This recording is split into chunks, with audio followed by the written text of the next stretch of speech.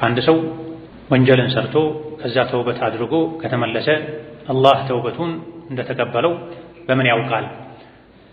ድሮ ከነበሩበት ሁኔታ የተሻለ ሁኔታ ላይ መሆን፣ የወንጀልን መዘዝ መፍራት መስጋት፣ ወንጀልን የሚያብሱበት መልካም ሥራ ማብዛት ተውበቱ ተቀባይነት የማግኘት ምልክት ነው። በአፍ ብቻ አስተግፊሩላህ ቱብቱ ኢለላህ ተብሎ ልብ ከዛው ከወንጀሉ ዙሪያ የሚሽከረከር ከሆነ ማያፍር ከሆነ በወንጀሉ ማይጸጸት ማይቆጭ ከሆነ ለመመለስ አሁን የሚያቅድ ከሆነ ያለፈው ወንጀሉን አስታውሶ ማያዝንና ወንጀሉ የሚያብስበት መልካም ሥራ ማይሰራ ከሆነ ተውበቱ ትክክል ያለ መሆኑ ምልክት ነው። ወደ ወንጀል አለመመለስ የተውበቱ ሸርጥ አይደለም፣ አልመለስም ብሎ መወሰኑ ነው የተውበቱ ሸርጥ። ሁለተኛ ይህን ወንጀል አልሰራውም ብሎ መወሰን የተውበቱ ሸርጥ ነው። ወስኖ ሌሎች መስፈርቶችን አሟልቶ ተውበት ካደረጉ በኋላ ወደ ወንጀሉ መግባት ሌላ ጉዳይ ነው፣ ሌላ ተውበት ያስፈልገዋል። ነገር ግን እመለሳለሁ ተብሎ ተንጠልጥሎ መተው የለበትም። ሁለተኛ ይህን ወንጀል አላደርገውም አልሰራውም ተብሎ ከተነየተ ከዛ በኋላ መልካም ሥራ ካበዙ ወንጀሉን ያስታወሱ ከተጸጸቱ ከዛ ወንጀል ከአካባቢው ከራቁ አህዋልን ከቀየሩ መጥፎ ጓደኛ ነበር ወንጀል ያሰራው ከዛ መጥፎ ጓደኛ ከራቁ ያሉበት አካባቢ ነበረ ለወንጀል የሚዳርገው ከዛ አካባቢ ዞር ካሉ መሰል የሆኑ ለውጦች ካደረጉ ተውበቱ እየሰመረ ነው ማለት ነው። ከሌላም ጥያቄ ዕጣን ወይም ብኹር የሚጨሱ ነገሮች ጾም ያጠፋሉ? የሚጨሱ ነገሮችን ቀጥታ በአፍ ወይም በአፍንጫ ከታጠኑት ጾም ይፈርሳል። ቀጥታ በአፍ በአፍንጫ ሳይታጠኑት ባሉበት አካባቢ በዙሪያችን ብቻ የተኛውም ነገር ስለጨሰ ጾም አይፈርስም። ቅርብ ሆኖ በአፍ በአፍንጫ ከታጠኑት ወደ ጉሮሮ ሊገባ ስለሚችል ይሄኔ ነው የሚያፈርሰው። ይሄም ላይ በተወሰነ መልኩ ኺላፍ አለበት። ወላጁ መጠንቀቅ ነው፣ ቀጥታ ከመታጠን መጠንቀቅ ነው እንጂ ሰውነት ላይ ሽቶ ቢጠቀሙ ቤት ላይ ብኹር ዕጣን ቢያጨሱ በዚህ ብቻ ጾም አይፈርስም። አንድ ሰው ለጾም ሲነይት በእያንዳንዱ ዕለት ነው ወይስ የረመዳን የገባ የመጀመሪያው ቀን ጠቅልሎ መሆን አለበት? ሁለቱም ተብሏል። ረመዳን ነገ አንድ ነው ሲባል ኢንሻአላህ የዘንድሮን ረመዳን ሙሉን ጾማለሁ ካለ እንደ ሙስሊም ይበቃዋል እስከ መጨረሻ ያሉ አሉ እና ኢማሙ ማሊክ ሌሎችም። ነገር ግን ብዙዎቹ የሐፍሳን ሐዲስ በመያዝ ማታ ጾማለሁ ብሎ ነይቶ ያላደረ ሰው ጾም የለውም ብሏል። ማታ የሚለው በየዕለቱ መደጋገም እንዳለበት ነው የሚያሳየውና በላጩ ትክክለኛው በየቀኑ መነየት ያስፈልጋል። በየቀኑ መነየት ያስፈልጋል። ዓመቱን ወሩን ሙሉ ጾማለሁ ብሎ ከጀምሩ የነየተም ሰው ሊያስኬድ ይችላል በአንዳንድ መደቦች መሰረት። ነገር ግን ከታመሙ በህመም ምክንያት ከተቋረጠ በጉዞ ምክንያት ከተቋረጠ ንያውን ማደሱ አስፈላጊ ነው። ኺላፍ ስላለበትና ሐዲሱም የሚያሳየው ብዙዎቹም የመረጡት በየዕለቱ ለሚቀጥለው ቀን መነየቱ ስለሆነ ለየቀኑ ለእያንዳንዱ ቀን መነየቱ በላጭ ነው። አክታ የሚያስቸግረው ሰው ወደ ውስጥ መዋጥ ጾም ያበላሻል። አክታ ጾም ያበላሻል አያበላሽም በተወሰነ መልኩ ኺላፍ አለበት። ነገር ግን ራጅሕና ትክክለኛው አክታን መዋጡ ጾም አያፈርስም። ግን አክታ ቆሻሻ ጎጂ ስለሆነ መዋጡ ሐራም ወንጀል። አክታ ጎጂ ስለሆነ መዋጡ ክልክል ነው። ጸያፍም ነገር ነው። አቅል ያለው አስተዋይ የሆነ ሰው ይሄን አውቆ ፈልጎ አያደርግም። ምን እናድርግ ነው ሰዎች የሚሉት? በጾም ጊዜ የሚሆን ሶላት ላይ በሶፍት በመሐረብ በመሰል ነገር ወደ ውጪ ማውጣት ነው። እዚህ መዋጡ እንደ ጾምን አያፈርስም። አለመዋጡ ግን ተገቢ ነው።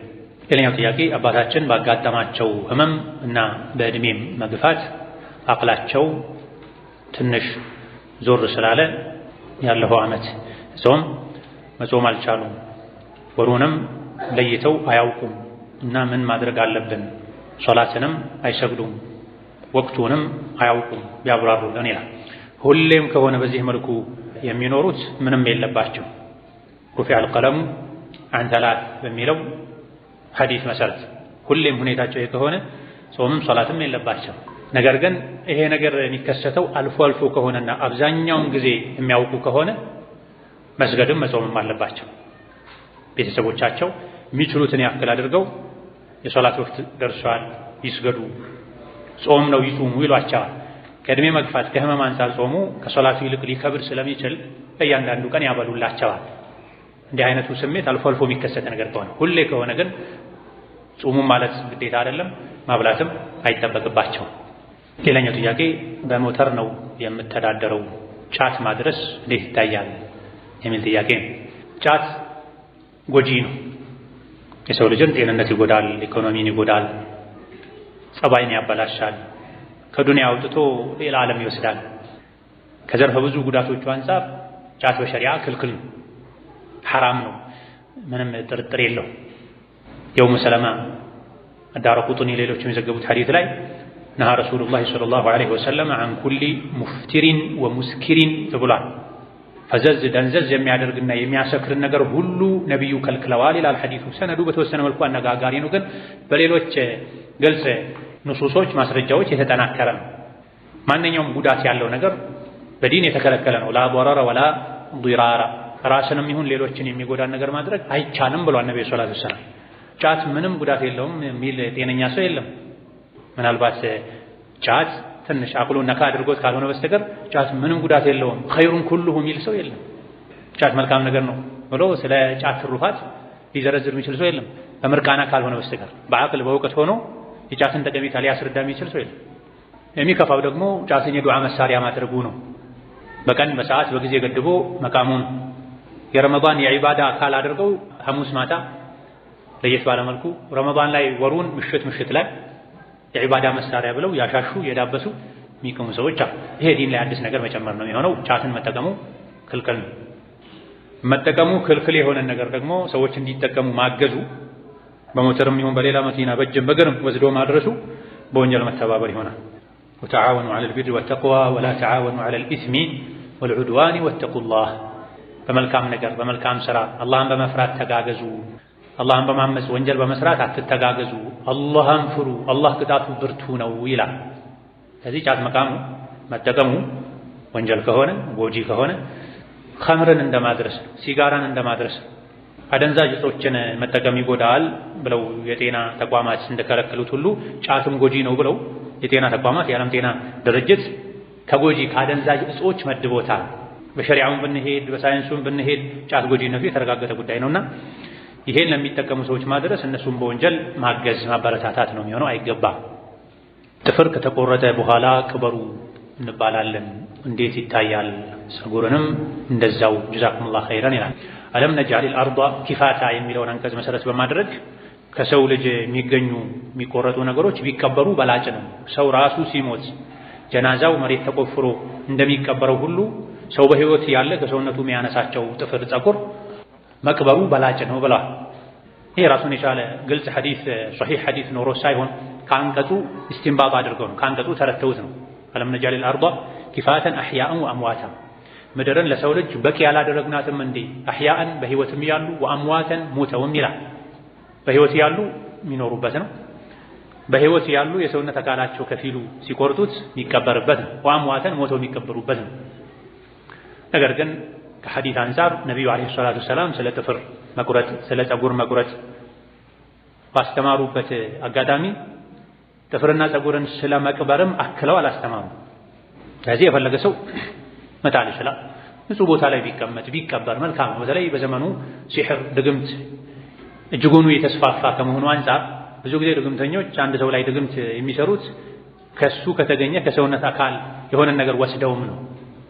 ለዚህ ሲባል ጥፍርን ፀጉርን ንጹህ ቦታ ላይ ቢያስቀምጡ ቢቀብሩ ችግር ላይ ኖረው ይችላል። እንደ ጥንቃቄ ግን ሱና ነው፣ የሱና አካል ነው፣ የዲን አካል ነው፣ የትም አይጣልም፣ መጣሉ ወንጀል ነው አይባልም። ወላሁ ተዓላ አዕለም። ሌላኛው ጥያቄ አክስቴ ነበረች፣ አውሮፓ ነው ያለችው። የጭንቅላት ካንሰር ተብላ ሰርጀሪ ተሰርታ ነበረ። ባለፈው ዓመት 20 ቀን ብቻ ነው የጾመችው። ዘንድሮም መጾም አልቻለችም። ምን ማድረግ አለባት? አላህ ተባረከ ወተዓላ ያድርጋት። እሷንም ሌሎችንም በካንሰር መሰል አስቸጋሪ በሽታ የሚጠቁ ወገኖቻችንን ያለባትን የጾም ቀን መዝገባ በመያዝ ድና መጾም ስችል ቀባ ታወጣለች። ካልዳነች ነገሩ የተባባሰ ከሄደ መጾማችም ከተባለች ዕዳዋን ሳትከፍል ወደ አኼራ ከሄደች ወይም ቤተሰብ ይጾምላታል ወይም ቤተሰቦች ያበሉላታል። እንደዚህ የታመመች ትጹም አይባል፣ ግዴታ አይደለም። ከቻለች ነው ትጾም። ለጊዜው ካልቻለች ሌላ ጊዜ ቀባ ታወጣለች። ቀባ ማውጣት ማስቸልበት ሁኔታ ላይ ከደረሰች ተባብሶ በሽታው ከእንግዲህ መጾማችም ከተባለች ራሷም ታበላለች። ሊድንም ላይድንም ይችላል ተብሎ የተጠበቀ ሳለ ከሞተች ደግሞ የተጠበቀ ያለ ከሞተች ቤተሰቦቿ ወይ ጾሙላታል ወይ ያበሉላታል። ሌላኛው ጥያቄ እኔ ሱና ጾም ይገራልኛል፣ እናቴ ስጾም አትጾሚ ትለኛለች፣ አንዳንዴ ትቆጣኛለች። ስሑር ሳልበላ ስለምጾም እየከሳሽ ነው ትለኛለች። እኔ አጅሩን ነው መፈልገው እላታለሁ። እናቴን መታዘዝ ነው ወይስ ጾሙን መከተል የሚል ጥያቄ ነው። ጉዳቱ እስካልተረጋገጠ ድረስ ወላጆች ልጆቻቸውን ዒባዳን መልካምን ነገር መከልከል የለባቸው። ጉዳቱን ካስተዋሉት ወላጆች ጾሙ የጎዳሽ ነው ካሉ ሱና ጾም ላይ መቀጠሉ ወላጆችን ካሳሰበ ካስጨነቀ ለወላጆች ብሎ መተው በላጭ፣ ሌላ ግልጽ ዓላማ ከሌለው በስተቀር ጾመው በዚህ በቂ ምክንያት ነው ካልጾምኩኝ እንደዚህ አይነት ችግር ውስጥ ወድቃለሁኝ። ለምሳሌ የሻህዋ ችግር የሚበዛበት ሰው የተቃራኒ ጾታ ፍላጎቱ ከልክ አልፎ ካልጾመ ስሜቱን መቆጣጠር ማይችል ሐራም ላይ የሚወድቅ ሰው ከሆነ ይሄኔ ራስን ከሐራም መጠበቁ ዋጅብ ስለሚሆን ይሄ መድኃኒት ከሆነ ለወላጆች አስረድቶ መቀጠል ይቻላል። እንዲሁ መጾም ስለሚገራ ብቻ ወላጆችን ያስከፉ መጾም አይገባም። ለአንዳንድ ዒባዳዎች ወላጆችን አስፈቅዱ ተብሏል፣ ሸርጥ ሆኗል። ለጂሃድ ወላጆችን ማስፈቀድ ሸርጥ ነው። ለሱና ሐጅም ወላጆችን ማስፈቀድ ሸርጥ ነው። ዋጅቡን ሐጅ ነው ያለ ወላጆች ፈቃድ ማድረግ የሚቻለው። አንድ ዙር ሐጅ ያደረገ ሰው ሁለተኛ ሶስተኛ ዙር ሐጅ ወይም ዑምራ ማድረግ ፈልጎ ወላጆች አልፈቅድም ያሉት ሰው እሺ በል ወላጆቹን ያክብር ተብሏል። ጾምም ላይ ይሄው ነው የሚባል። ሁለቱን ማስታረቅ ከተቻለ መልካም፣ ወላጆችን ፈቃደኛ እንዲሆኑ አድርጎ መጾሙን መቀጠል ከቻሉ ጥሩ ነው። ካልተቻለ ግን የወላጆችን ሪዳ ውዴታ ማስቀደሙ ጾሙን በሌላ ኢባዳ መተካቱ አለፍ ያሉ ደግሞ መጾሙ በላጭ ይሆናል። ወላሁ ተዓላ አለም። ሌላኛው ጥያቄ ሴት ልጅ በዑምራ እና በሐጅ ወቅት በኒቃብና በጓንት ፋንታ ምን መጠቀም ትችላለች ወይም ምን መጠቀም አለባት የሚል። ዋና ሐጅና ዑምራ ላይ መጠንቀቅ ያለባት ፊትና መዳፏን በሰውነት ልክ በተሰፋ ጨርቅ ከመሸፈን መጠንቀቅ ብቻ ነው ያለባት። ነቢዩ ዓለይሂ ሰላቱ ወሰላም ኢሕራም ላይ ያለች ሴት ኒቃብ አታደርግም ጓንትም አታደርግም ብለዋል። ይህ ማለት ታዲያ ፊትና መዳፏን ገልጣ ትሂድ ማለት አይደለም። የነቢዩ ዓለይሂ ሰላቱ ወሰላም ባለቤቶች ኢሕራም ላይ ሆነው ወንድ ሲመጣባቸው ፊታቸውን በጅልባባቸው ዝቅ አድርገው ይሸፍኑ ነበር። ስለዚህ በጅልባብ መሸፈን ይቻላል፣ ፊትን ዝቅ አድርጎ። በሌላም ብትንጨርቅ ፊት ላይ ጣል አድርጎ ፊትን መሸፈን ይቻላል ወንድ ሲኖር። እጅን ደግሞ ልብስ ውስጥ ጅልባብ ውስጥ ከላይ የለበሱት የደረቡት ጨርቅ ውስጥ በማድረግ መሸፈን ይቻላል። የሚከለከለው ኒቃብና ጓንት ነው። ይሄም ማለት ደግሞ ፊቷን ገልጣ ትሂድ ማለት አይደለም። አበደን መካከለኛ ነገር መፍጠር አለባቸው። ምን ታደርግ? ለሴቷ ለራሷ የሚቀላትን ነገር ማድረግ ትችላለች። አፈጻጸሙ የእሷን በሰውነት ልክ የተሰራውን ልብስ ነው የተከለከለችው። በጓንት በኒቃብ መሸፈን የለባትም። ፊቷን ደግሞ ገልጣ መሄድ የለባትም ወንድ ካለ ቦታው ላይ። ሁለቱንም ያማከል አካሄድ መሄድ እንደ ሴቶች ሁኔታ ይለያያል። ይሄን አድርጋ ቢባል ለሁሉም ሴት ላይበጅ ይችላል። ሌላው ጥያቄ የሰው ዕዳ ያለብኝ ረመዳንን መጾም ችግር ይፈጥርብኛል ወይ አሁን መክፈል ካልቻልኩኝ የሚል ጥያቄ። መክፈል እየቻለ የራሱን ህይወት አስተካክሎ እየኖረ የሰው ህይወት እያበላሸ የሚጾም ሰው የጾሙ ምንዳ ዝቅተኛ ይሆናል፣ ወንጀሉ ጾሙን ይቀንስበታል። በዚህ መልኩ እንጂ ቀጥተኛ ግንኙነት የለውም ጾምና ዕዳ። ካልተገደዱ በስተቀር መበደር የተጠላ የተወገዘ ነው። ከነፍስህ ተበደር ነው የሚባል። ለቅንጦት ለተጨማሪ ነገሮች ከሰው ከምትበደር ነፍስህን ተበደራት። ነፍሴ ሆይ ትንሽ ጠብቄ ሌላ ጊዜ እናደርጋለን በላት ይባል። ከተገደዱ መበደር ይቻላል። ነገር ግን ሲበደሩ መመለስ ምችልበት ተብሎ የሆነ የታቀደ ነገር መኖር አለበት እንጂ እንደው ዝም ብሎ በብድር ስም የሰው ገንዘብ ወስዶ መብላቱ ሐራም ይሆናል። የሰውን ገንዘብ ሊበላ ብሎ የወሰደ ሰው መመለስ አይችልም። እመልሳለሁ ብሎ የወሰደ ሰው ደግሞ አላህ ያግዘዋል ተብሏል። ስለዚህ ለመመለስ ብሎ በአግባብ መሰረታዊ ለሆኑ ለአስፈላጊ ነገሮች ተገደው የተበደሩትን ብድር በጊዜው መክፈል ስላልቻሉ ብቻ ጾምህ ትክክል አይሆንም፣ ጾምሽ ትክክል አይሆንም አይባልም።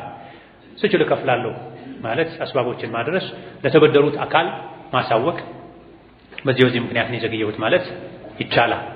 አበዳሪም ጊዜ እንዲሰጥ ታዟል በሸሪዓ። ፈነظረቱን ኢላ መይሰራ ወአን ተሰደቁ ኸይሩን ለኩም። ያበደራችሁ ሰው በጊዜው መመለስ ካልቻለ እስኪገራለት ድረስ ጠብቁ፣ ሰደቃ ብታደርጉለትም ለእናንተ በላጭ ነው ብሏል አላህ ተባረከ ወተዓላ። ሰደቃ የሚሰጠው ከኪስ አውጥቶ ቆጥሮ በመስጠት አደባባይ ለወጣ ለለየለት ምስኪን ብቻ ሳይሆን ለተቸገረ አካል ያበደሩትን መመለስ ስላልቻለ ይቅር ብዬሃለሁ ሁሉንም ወይም በከፊል ወይም አንድ ዓመት ጊዜ ሰጥቻለሁ ማለትም ራሱን የቻለ ሰደቃ። ምናልባትም በየመንገዱ ቁጭ ብለው ከሚለምኑ ሰዎች ይልቅ ተቸግሮ ለተበደረ ሰው የሰጡትን መመለስ ስላቃተው ይቅር ብዬሃለሁ ማለቱ አጅሩ ይበልጣል። ይሄም የሰሞኑ አዲሱ መጽሐፍ ላይ ተዳስሷል። ብድር አንድ ራሱን የቻለ የሰደቃ አይነት ነው። በሰጠው ተጨማሪ ቀን ልክ አጅር ይቆጠርለታል ብሏል ነብዩ ሰለላሁ ዐለይሂ ወሰለም። አንድን ሰው ያበደረውን ሰው መክፈል ስላልቻለ መመለስ ስላልቻለ ጊዜ እየሰጠው እንደሆነ በሰጠው ተጨማሪ መጠባበቂያ ቀን ልክ አጅር ይጻፍለታል። አንዴ ማበደርም የሰደቃን ግማሽ አጅር ያስገኛል ኢላ ገሪ ታሪክ ተብሏልና የተቸገሩ ሰዎችን ይቅር ማለት ልምዱን ልናዳብር ይቅር ልንል ሰደቃ ይሆንልህ ስጦታ ይሆንልህ ልንል ይገባል። ሌላኛው ጥያቄ አንድ የ8 ወር ነፍሰ ጡር ያለፈው ረመዳን ቀዷ አለባት። ይህን ቀዷ ያልከፈለችው በምክንያት ነው። ይህችን ሴት ቀዷ ብቻ ነው ወይስ ከፋራም አለባት? በምክንያት ከሆነ ሁሉም ዘንድ ከፋራ የለባትም። በምክንያት ከሆነ ያለ ምክንያት ከሆነ ተዘናግታ ከሆነ የተወሰኑ የፍቅህ ሊቃውንት ዘንድ ከቀዷ በተጨማሪ ከፋራ አለባት። ነገር ግን ከፋራው ግዴታ ነው ለማለት የሚያስችል በቂ ማስረጃ የለም። ስለዚህ ያሉ ቀኖችን ብቻ ያለፈ የሁለቱም ይሁን የ3 ዓመት የ1 ዓመት ያሉ ቀኖችን ቆጥሮ ቀዷ ማውጣቱ በቂ ነው። ተጨማሪ ሰደቃ መስጠቱ በአንድ በኩል ያለ ምክንያት ካሳለፉ ከፋራ ግዴታ ነው የሚሉ ሊቃውንትም ስላሉ ሰደቃ ምንጊዜም ተወዳጅም ስለሆነ አቅም ያለው ሰው የቻለውን ያክል ለተጨማሪ ሰደቃ ቢሰጥ መልካም ነው እንጂ ይበረታታ ነው እንጂ ዋጅብና ግዴታው ፈዒደቱን ሚን አያሚን ኡኸር ነው። አላህ ሌላ ነገር አላለ። የጾም ቀዷ ያለበት ሰው በሌላ ቀን ቀዷ ያውጣ ብቻ ነው ይገባል። ቀዷ ከማውጣቱ በተጨማሪ ያብላ የሚል የቁርአን አንቀጽም የነቢ ዓለይሂ ሰላቱ ወሰላም ሐዲስም የለም። በእርግዝና በህመም በጉዞ ምክንያት ቀዷ ያለባቸው ሰዎች ቀዷቸውን ብቻ ነው ቆጥረው ማውጣት ግዴታ የሚሆንባቸው። ሌላኛው ጥያቄ ሱቄ ከመስጂድ ፊት ለፊት ነው። ተራዊህን በኢማሙ እዛው ሆኜ መስገድ እችላለሁኝ? ከመስጂዱ ፊት ለፊት ከሆነ ይቻላል። ከቂብላው ፊት ለፊት ከሆነ ይቻላል። በቂብላው በቀኝ በግራ በኋላ በኩል ከሆነ መሀሉን ሰዎች ሞልተውት እስከዛ ድረስ ሰዎች ካሉ ችግር የለውም ይቻላል። መሀሉ ላይ ክፍተት ካለ አይቻልም። على الراجح من اقوال اهل العلم። ሌላኛው ጥያቄ ኢዕቲካፍ ላይ ሶፈል አወል እና ሌላ ቦታ የያዘ ሰው አጅሩ አንድ አይነት ነው? ሶፈል አወል መሀልና ዳር የያዘውስ? ምንጊዜም ሶፍ ላይ ከፊት ለፊት መሆን ቅርብ መሆን በላጭ ነው። በኢዕቲካፍም ሰዓት በዕልምም ሰዓት በሶላትም ሰዓት። ስለዚህ ለኢዕቲካፍ አወል ሶፍ መያዝ ለሶላትም ጭምር አወል ሶፍ ስለሚሆን ያለምንም ጥርጥር ኢዕቲካፍ ላይ ዕልም ላይ ሶላት ላይ አወል ሶፍ የሆነ ሰው ኋላ ሶፍ ካለው በላጭ ነው። አወል ሶፍ ሆኖ ግራና ቀኝ ዳርና ዳር ነው የሚሻለው ወይስ ቅርብ ነው የሚሻለው? ዳርና ዳር ሆኖ ድምፅ ጥርት ብሎ የሚሰማ ከሆነ ለመጡለት ዓላማ ይበልጥ ስኬታማ የሚያደርግ ከሆነ ዳርና ዳሩ በላጭ ነው፣ ምንም ጥርጥር የለው። ነገር ግን ዳርና ዳሩ በጣም ሩቅ ሆኖ ሐሳብ ማይሰበሰብ ከሆነ ድምፅ ማይሰማ ከሆነ ሁለተኛ ሶፍ ሆኖ ፊት ለፊት ሲሆኑ የበለጠ ኹሹዕ የሚሰማ ከሆነ ከትምህርቱም ይበልጥ የሚጠቀሙ ከሆነ ሁለተኛ ሶፍ ላይ መሆኑ በላጭ ነው። ይሄን ከሼኹ ኢስላም ተይሚያ ከሌሎችም ሊቃውንት ንግግር መረዳት የምንችለው ይሄን። አወል ሶፍ ላይ መጥፎ ሽታ አዳብ ያደርገው አንድ ሰው የአወል ሶፍን አጅር በአካሉ ብቻ አገኛለሁ ብሎ ሐሳቡ ሽታው አዳ ያደረገው እዛው ከሚሰግድ ወደ ኋላ ሶፍ ሄዶ ሐሳቡን ከሚሰርቀው መጥፎ ሽታ ነፃ ሆኖ ቢሰግድ ይሻላል ብሏል ኢብኑ ተይሚያ ረሂመሁላሁ ተዓላ። ሱሑር መነሳቱ ንያ አይሆንም እንዴ? እና ኢማም ነው ሌሎችም አይሆንም የሚል አቋም አላቸው። ነገር ግን ራጅሑ የተፈለገው ንያ ነውና ሱሑር ልበላ ነው የተነሳሁት ማለቱ ራሱ ንያ ስለሚሆን መነሳት ብቻ በቂ ነው። ሼኹል ኢስላም ተይሚያ ረሂመሁላህ ተዓላ አንድ ሰው ለሱሑር መነሳቱ አሊያ ደግሞ ራስ ሲበላ ነገ ስለምጾም ብሎ ጨመር አድርጎ መብላቱ ብቻ ንያ ይሆናል ብሎ ለሱሑር የተነሳው አንድ ሰው ነገ ስለሚጾም አቅም እንዳያንሰው ሊበላ ነው። ይሄ ነው ንያ የሚባለው እንጂ ባፍ የሚባል ነገር ስለሌለ ለሱሑር መነሳቱ ብቻ በቂ ነው። ሲበሉ ነገ ጾማለሁ ማለቱ በቂ ነው። እየበሉ አዳ እንዳይልብኝ በቃኝ ማለቱ በቂ ነው። ይሄ ሁሉ ንያ ነው። ለሱሑር ባይነሳስ ንያ የለውም ወይ? ለሱሑር ተነስቼ ሱሑር በልቼ ጾማለሁ ማለቱ ራሱ ንያ ሆኗል። ከመግሪብ እስከ ፈጅር ባለው ሰፊ ጊዜ ውስጥ ነገ እንደሚጾሙ ማስታወሱ ብቻ ንያ ነው። ይሄ ነው የሚፈልገው። ሰፊ የሌሊቱ ክፍለ ጊዜ የንያ ሰፊ ሜዳ ነው። ከነየቱ በኋላ በላሁ አይባልም። ከነየቱ በኋላ መብላት የሚከለከለው ፈጅር ወቅት ከገባ ነው። ፈጅር ወቅት ካልገባ ከነየቱ በኋላ መልሰው ቢበሉ ግንኙነት ቢያደርጉ ከጾም ጋር የሚያገናኘው ነገር የለም። ሌላኛው ጥያቄ የሰኞና የሐሙስ ጾም ሰኞን ወይም ሐሙስን ነጥሎ መጾም ይቻላል በቋሚነት? አዎ ይቻላል። የቻለ ሰው ሰኞንም ሐሙስንም ሁለቱንም ቢጾም መልካም። ያልቻለ ሰው ወይም ሰኞን ወይም ሐሙስን የገራለትን መጾም ይችላል። ከሁለቱ የቱ ይሻላል? ከሐዲስ ደረጃ አንፃር ሶሒሁ የሰኞ ነው። የሐሙሱ ትንሽ ሐዲሱ አነጋጋሪ ነው። ሆኖም ግን ፉቃሃዎች የሐዲሱ ደካማነት አነጋጋሪነት እንዳለ ሆኖ ሐሙስንም መጾም ተወዳጅ ነው ሱና ነው ስላሉ ከስራው ከሁኔታው አንፃር ሐሙስ የሚቀለው ሰው ሐሙስን ብቻ ቢጾም፣ ሁለቱም እኩል የሆነ ሰው ሰኞን ቢጾም፣ የተሻለው ደግሞ ሁለቱንም ቢጾሙ መልካም። ካልሆነ ከሁለት አንዱን ለይቶ መጾም ችግር የለም።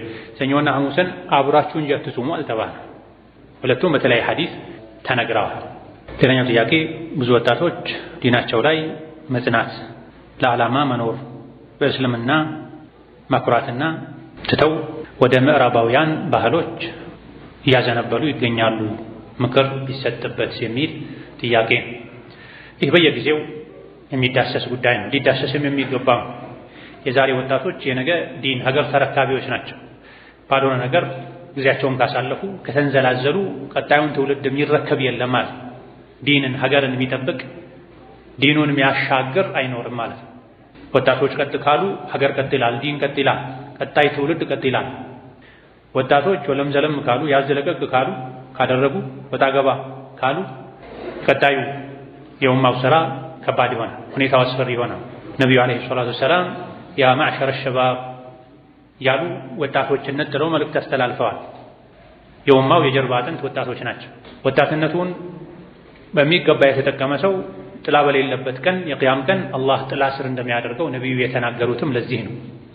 አላህ ተባረከ ወተዓላ ወጣት ይደንቀዋል። ምን አይነት ወጣት?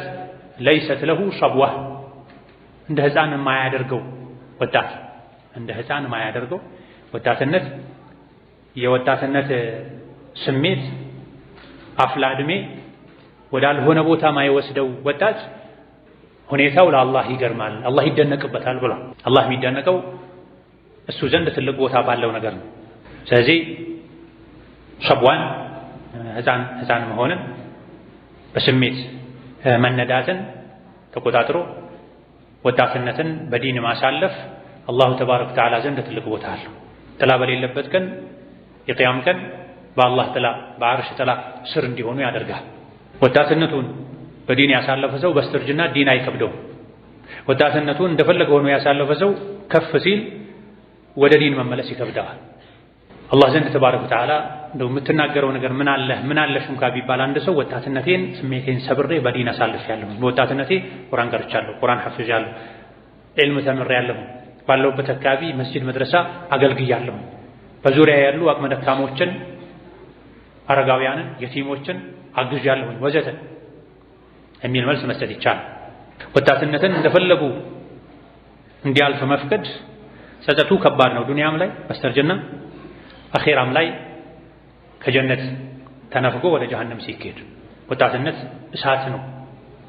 በዲን ማብረድ ማሰር ያስፈልጋል። ወላጆችም በየአካባቢው ያሉ ኃላፊነት ላይ ያሉ ሰዎችም ይሄን በመረዳት ለወጣቶች ቅድሚያ ሰጥተው ትኩረት ሰጥተው ማስተማር፣ ማገዝ፣ ማንቃት ያስፈልጋል። ስሜቱም ይጠራቸዋል፣ ሸይጣንም ይጠራቸዋል። የዲን ጠላቶችም ወጣቱን መጠቀሚያ ማድረግ ይፈልጋሉና ይህም በመረዳት የወጣቱን ኃይል አባብሎ መያዝ ማስተማር ያስፈልጋል። ለወጣቶች የተሰጡ ራሱን የቻለ የደጋግ ቀደምቶች ምክሮች አሉ። እነዚያ ምክሮች መስማት መተግበር አስፈላጊ ነው። የዘመኑ ወጣት ትልቅም ሆኖ እንደ ሕፃን ነው ራሱ የሚቆጥረው። ወላጆችም ልጆቻቸውን ጎርምሰው እንደ ሕፃን ነው የሚቆጥሯቸው። በተወሰነ መልኩ በተለይ አቅም ያላቸው ሰዎች ልጆቻቸውን ሁሌም በልጅ አይን ማየታቸው ልጅ ነኝ ያሉ እድሜያቸውን በአግባቡ እንዳይጠቀሙ ኃላፊነት እንዳይሸከሙ ያደረጋቸው ነው። ሰሐቦች በ17 በ18 ዓመታቸው የጦር መሪ ሆነዋል። አብዛኛው ሐዲስ የተላለፈው የተሐፈዘው በወጣቶች ነው። አቡ ሰዒድ አልኹድሪ ወጣት ናቸው። አብዱላህ ብን ዑመር ወጣት ናቸው። አብዱላህ ብን አባስ ወጣት ናቸው። ልጅም ናቸው። በነቢይ ዘመን የአስራዎች መሀል አካባቢ ነበር ያሉት በወንዱም በሴቱ። እዚህ ወጣቱ ሚና እስላም ላይ እጅግ በጣም ላቅ ያለ ነውና ወጣቱ ሚናውን አጣ፣ ዓላማውን ዘነጋ ማለት ይሄን ሁሉ እናጣለን። ወጣቱ ይሄን አወቀ ጠበቀ ማለት ደግሞ ለዲን የሚያበረክተው አስተዋጽኦ እጅግ በጣም ከፍ ያለ የላቀ ይሆናልና ልንመካከር፣ ወጣቱ ሲባክን አይተን ዝም ከማለት ልንታቀብ የበኩላችንን ልናደርግ ይገባል። በኳስ፣ በፊልም፣ በሴት፣ በፋሽን፣ በመኪና በመሰል ነገሮች ወጣቱ ርቋል። ይህ አይገባም። ረመዳን አንዱ መልካም አጋጣሚ ነው። ቤተሰቦች በረመዳን በኢፍጣር በስሑር ጊዜ ሲሰበሰቡ ልጆቻቸውን ያለባቸውን ኃላፊነት ሊያሳውቁ የኻሊድን፣ የአነስን፣ የአልበራእን፣ የአቡ ሰዒድ አልኹድሪን ታሪክ ሊነግሯቸው ይገባል። እና አልበራ ለመጀመሪያ ጊዜ ለጂሃድ የተፈቀደላቸውን ቀን አስታውሰው እጅግ በጣም ተደስተው ነበር የሚናገሩት። አቡ ሰዒድ አልኹድሪ ለጂሃድ ቀርበው ነቢዩ ዓለይሂ ሰላቱ ወሰላም ሕፃን ነው ዕድሜው አይፈቅድም ብለው ሲመልሱበት ልጁ ሕፃን ቢሆንም ዕድሜው ገና ቢሆንም ነገር ግን ጡንቻው ጠንካራ ነው ያ ረሱላላህ ይችላል ብለው ግፊት ያደረጉ ገፋፍተው ነበር ወደ ጂሃድ የሚወስዷቸው ወደ መልካም ሥራ የሚወስዷቸው። ዛሬ ግን ልጄ ገና ነው ሕፃን ነው ብርድ እንዳይመታው ውሻ እንዳያስደነግጠው መስጂዱ ራቅ ይላል ይተኛ እንዳትወጣ ብለው የሚከለክሉ ወላጆች እንቅፋት ይሆናል። ለኳስ ቢሄድ ለፊልም ቢሄድ ለሽርሽር ቢሄድ ወላጆች ምንም አይሉ። መስጂድ ሲሄድ መድረሳ ሲሄድ የሚያማቸው አሉ። መሆን አልነበረበትም። ወጣቶች ቀጥ ሲሉ ቀድመው ለቤተሰብ ነው የሚጠቅሙት። ዲን ላይ ያለው ወጣት አባት እናቱን አያስደነግጥም፣ አንገት አያስደፋም። ከዲን ያራቀ ወጣት ነው የአባት እናቱን ስም የሚያጠፋ አንገት የሚያስደፋ የሚያሰድብ። ስለዚህ ልጆችን ወደ ዲን ለመመለስ ወላጆች የሚችሉትን ሊያደርጉ ይገባል። ሌላኛው ጥያቄ የዊትር ዱዓ ሲደረግ የተገደበ ነው ወይ የሚል ጥያቄ ነው። ከነቢዩ ዓለይሂ ሰላቱ ወሰላም የተገኘው የዊትር ዱዓ የሐሰን ዱዓ ነው። አላሁመ አህዲኒ ፊመን ሀደይት ወዓፊኒ ፊመን ዓፈይት የሚለው ነው። ይሄ ላይ የዑመር ዱዓ ሊጨመርበት በላጭ ነው ተብሏል። እንደ አጠቃላይ ሱረቱል ኢንሺቃቅ የሚቀራበት ያክል ጊዜ ቢሆን መልካም ነው ብሏል አልኢማም አሕመድ ረሒመሁላህ ተዓላ። የቁኑት ዱዓ መርዘም የለበትም። በተለይ በጀማዓ ከሆነ ከኋላ ሰጋጆች ካሉ በተለይ ቁኑት መጨረሻ ላይም ስለሆነ የሚደረገው ሰዎች ሊደክሙ ይችላል፣ ሊከብዳቸው ይችላል እና የቁኑት ዱዓ ጠር ማለት አለበት። አንዳንዴ አልፎ አልፎ ቢረዝም ችግር ላይ ኖረው ይችላል። በጣም ሳይረዝም እሱ አንዳንድ ቦታ ላይ ተራዊሑ ተሰግዶ ያለቀበትን ያክል ሰዓት በዊትር በቁኑት ብቻ የሚያሳልፉ ሰዎች መንቀጥቀጥ ይጀምራሉ። የሚደገፉትን ይፈልጋሉ። አረ እንደው አፍ አውጥተው አረበቃ ያሉ ሰዎችም ተገኝተዋል በታሪክ ላይ ሶላት ውስጥ መሆናቸውን ረስተውት ወገባቸው ሊቆረጥ ሊወድቁ ደርሰው አረበቃ ያሉ ሰዎች ተገኝተዋል። በዚህ ልክ መርዘሙ ቢላ ሸክ ክልክል ነው፣ የተወገዘ ነው። በልክ መሆን አለበት። በተለይ ረመዳን ላይ ሙሉን ስለሚደጋገም ዱዓ የተወሰነ ያክል ዱዓ አድርጎ ስጁድም ላይ ስለሚጨመር የግላችን ኢባዳም ላይ ዱዓ ስለምናደርግ የቁኑት ዱዓ መካከለኛ መሆኑ በላጭ ነው። 27 ላይ ይበልጥ ለይለቱል ቀድር ተስፋ የሚደረግበት ቀን ላይ ትንሽ ዘለግ ቢል ያን ያክል ችግር ላይ ኖረው ይችላል። ሰዎችም ውስጣቸው ስለሚዘጋጅ ስለሚጓጉ አልኢማም ኢብኑ ረጀብ እንደሚሉት በተለይ 27ኛው ቀን ለይለቱል ቀድር 27 የመሆኑ አንዱ ደሊል ዓለም ላይ ያሉ ሙስሊሞች ሁሉም ማለት ይቻላል ውስጣቸው ላይ 27 ለይለቱል ቀድር ነው የሚል የውስጥ ስምምነት አለ ይላል። እንደዚህ አይነቱ ቀን ላይ ከሌላ ጊዜ ለየት ባለ መልኩ ረዘም ቢደረግ ሰዎችም አይሰማቸውም፣ ደስ ነው የሚላቸው። ብዙ ሰዎች ለ27 ለ29 ለ21 ለ10 ለዋክር ሐጃ ያጠራቅማሉ፣ በጉጉት ዱዓ ይጠብቃሉ። ዱዓ አድርጉልን ይላሉ፣ ራሳቸው ያደርጋሉ፣ ደስ ይላቸዋል። ነቢዩ ዓለይሂ ሰላቱ ወሰላም ሶላት አሳጥሩ ከማለታቸው ጋር አንዳንዴ ቅራት የሚያረዝሙበት ሁኔታ ነበር፣ ሶላት የሚያረዝሙበት ሁኔታ ነበር። መግሪብ ላይ ሱረቱል አዕራፍን ቀርተዋል፣ 206 አንቀጽ አካባቢ መግሪብ ላይ ይሄን ቀርተዋል። በአንድ ረካ ነው በሁለት ረካ በሁለቱም ተብሏል። በሁለት ረካ እንኳን ቢባል ሱረቱል አዕራፍ ረጅም ሱራ ነው። ለምን ይሄን አደረጉ ይዘባል እንደሆነ ሱሐቦች ከሳቸው ቁርአን ማድመጥ እንደሚፈልጉ ያምኑ ስለነበር ነው። አታስቸግሩ ያሉት አብዛኛውን የሰው ሁኔታ ከሙስ በማድረግ ነው። ፊቅህም ላይ እንዳለው ማሳጠር ነው በላጩ። ኢማምና ማእሙም ከተስማሙ ዝግ ቦታ ላይ ከሆነ ግን ማስረዘም ይቻላል ተብሏል። ነቢ ከሱሐቦቻቸው ጋር አለይሂ ሰላቱ ወሰላም ወረዲየላሁ ዐንሁም አጅመዒን ሲሰግዱ ከነቢ አብረው መስገድ ከሳቸው ቁርአን መስማት ይወዱ እንደነበረ ስለሚያውቁ ያረዘሙበት ሁኔታ አለ። አንዳንድ ቀናቶች ላይ ይበልጥ ለይለቱል ቀድር ተስፋ የሚደረግበት ላይ አብዛኛው ጀማዓ ማርዘሙን ይፈልገዋል፣ ይጠብቃል። እንደውም አጠረ ይላል ከተባለ በመጠኑ ቢረዝም ችግር የለም። አደተን ግን የዊትር ዱዓ መካከለኛ መሆን አለበት። ለብቻው ሲሆን አንድ ሰው የቻለውን ያክል ዱዓ ቢያደርግ ገደብ የለም፣ ችግር የለም። አንድ ሰው ብቻውን የሌሊት ሶላት በሚሰግድበት ወቅት የፈጅር ሶላት በሚገባበት ሰዓት ያቆመው ወይ ይቀጥል? አዘግይቶ መስገዱ ስለሚወደድ አዘግይቶ መስገዱ ሶላት ላይ ያሉ ፈጅር አዛን ማለቱን በሚያስከትል ልክ መዘግየት የለበትም። ሁለቱ መለያት አለባቸው። የሌሊት ሶላት ሱናውና የፈጅር ሶላት ወቅት የሚገባበት ወቅት ትንሽ ፋሱል ሊኖረው ይገባል። ሰግደው መጨረሻ ላይ ኢስቲግፋር ያደርጋሉ የአላህ ደጋግ ባሮች ተብለዋል። ስለዚህ ለኢስቲግፋር የሚተርፍ ሰዓት ቢኖር መልካም። አይችልም የለውም አቅም ዊትር ብቻ ነው የሚሰግዱ አንድ ሰው ቢያንስ አዳን ሲል የሚያበቃበት መሆን አለበት። እየሰገደ አዳን አለበት ፈጠን አድርጎ መጨረስ ይችላል። አዳን ካለ በኋላ መጀመር ነው እንጂ ማይቻለው ፈጅር አዳን ካለ በኋላ ጅምሁሮቹ ዘንድ ነው እሱ ፈጅር አዳን ካለ በኋላ ዊትር መጀመር ነው እንጂ ማይቻለው የጀመሩትን ዊትር ቀልጠፍ አድርጎ መጨረሱ ችግር የለም። ለዛሬ በዚህ ነው መካለን። ሌሎች አንገብጋቢ ጥያቄዎች ካሉ ኢንሻአላህ ዛዱል መዓድ ቻናል ላይ የሚመለስ ይሆናል።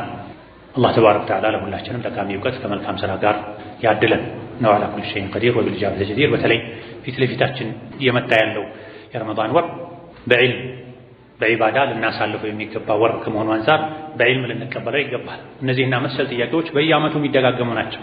አብዛኞቹ ጾም በመጣ ቁጥር የሚደጋገሙ ናቸው።